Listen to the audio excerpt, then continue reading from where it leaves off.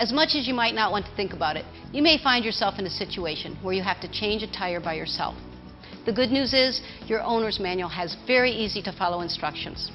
Long before you might have to tackle this job, make sure you know where to find the spare tire, the wheel wrench, also called the tie iron, and the jack. If you experience a flat, pull off the road into an area that is safe, hard, and as level as possible.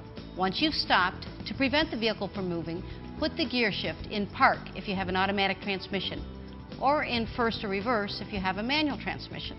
After you've stopped the vehicle and turned on the hazard lights, properly set the gear shift, apply the parking brake, and remove the keys from the ignition, and do not allow passengers to remain in the vehicle.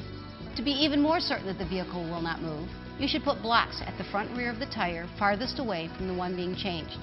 That would be the tire on the other side at the opposite end of the vehicle. Now grab your floor mat to use as a kneeling pad.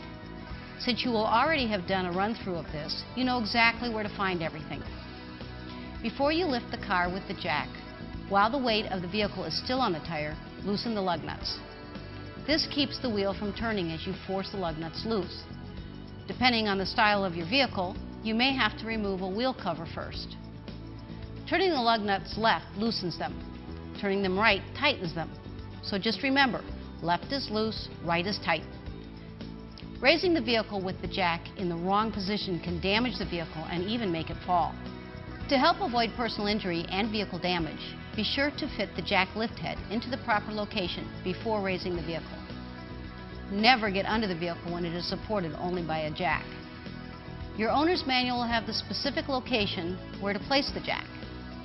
Turn the jack handle clockwise to raise the vehicle. Raise it far enough off the ground for the spare tire to fit underneath the wheel well. Remove all wheel nuts and take off the flat tire. Remove any rust or dirt from the wheel bolts, mounting surface, and spare tire. And place the spare tire on the wheel mounting surface. Put the lug nuts back on with the rounded end of the nut toward the wheel. Remember, right is tight, so turn them towards the right.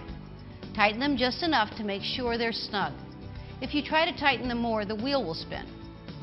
When the nuts are on the lugs securely, slowly lower the jack. Once the vehicle's full weight is on the spare, tighten the lug nuts, following a crisscross pattern until all the nuts are fully secured. Now put your tools and mat back where they belong and stash your flat. Follow the instructions in your owner's manual for proper storage of your tools and flat tire. It's really important to take the vehicle to the nearest GM dealer or service station as soon as you can to have the nuts tightened with a torque wrench to the proper specifications. Mr. Goodwrench can also tell you whether your tire can be fixed or if you need a new one. If you need a new tire, a trained GM technician can help you determine which brand and model is right for you. Remember, many GM dealers now sell tires. They are the best qualified experts on replacement tires for GM vehicles.